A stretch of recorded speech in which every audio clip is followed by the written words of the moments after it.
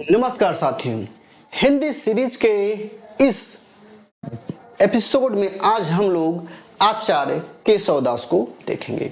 आचार्य केशवदास से बनने वाले सभी प्रश्नों को आज हम कवर करेंगे। मुश्किल से 4 से 5 मिनट का हम लोग समय लेंगे, ठीक है। आचार्य केशवदास की अगर हम बात करें तो आचार्य केशवदास ओरछा नरेश महाराजा राम सिंह के भाई इंद्रजीत सिंह के सभा के दरबारी कवि थे। कौन किसके दरबार का कवि था, इसके पिछले वीडियो में हमने करा दिया है। इनका उपनाम वेदांत मिश्र था। किनका उपनाम वेदांत मिश्र था? तो केशवदास। आचार्य केशवदास का उपनाम क्या था? वेदांत मिश्र था।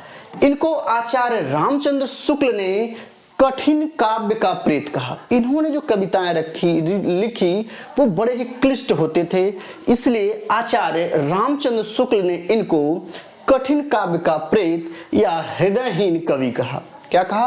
हृदयहीन कवि कहा।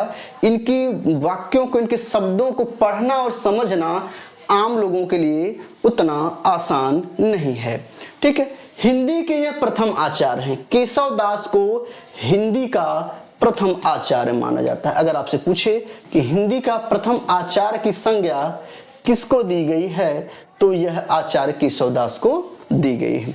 केशवदास को प्रश्नोत्तर शैली या संवाद शैली का बादशाह कहा जाता है। केशवदास को प्रश्नोत्तर शैली या संवाद शैली का बादशाह कहा जाता है। किसको? केशवदास को प्रश्नोत्तर शैली या संवाद शैली का बादशाह कहा जाता है। ये विशेष रूप से ध्यान दीजिएगा, ये महत्वपूर्ण प्रश्न है।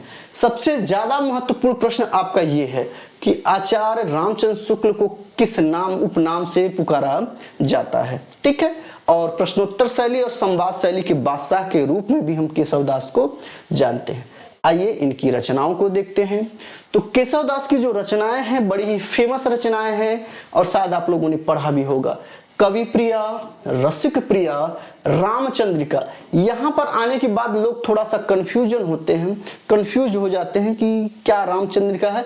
तो ध्यान रखिएगा, रामचंद्रिका केशवदास की ही रचना है। विज्ञान गीता, छंदमाला, रतन बावनी, जहांगीर जसचंद्रिका।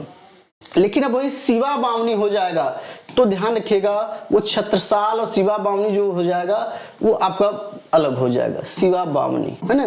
तो ये नहीं होगा। लेकिन रतन बावनी अगर है, रतन बावनी की बात कर रहा है तो वो केशवदास का है।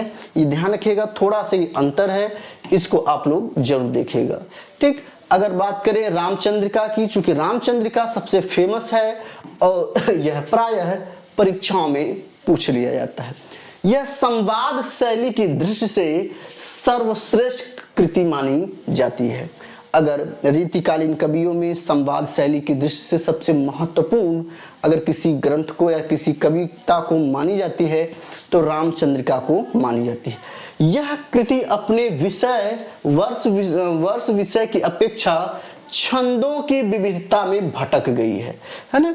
इसमें छंदों की इतनी अधिकता है कि इसे छंदों का अजायब घर भी कहा जाता है। पूछ लेगा कि आचार्य केशवदास के किस रचना को छंदों का अजायब घर के नाम से हम जानते हैं, तो वह रचना कौन सी है? रामचंद्रिका है। वह रचना कौन सी है? रामचंद्रिका है। तो दोस्तों, केशवदास से संबंधित बनने वाले जो सामान्य प्रश्न हैं उसको हमने करा दिया है। अगर आप चैनल पर नए हैं तो सब्सक्राइब कर लें, लाइक करें और अपने सुझाव हमें जरूर प्रेषित करें। मिलते हैं फिर। जय हिंद।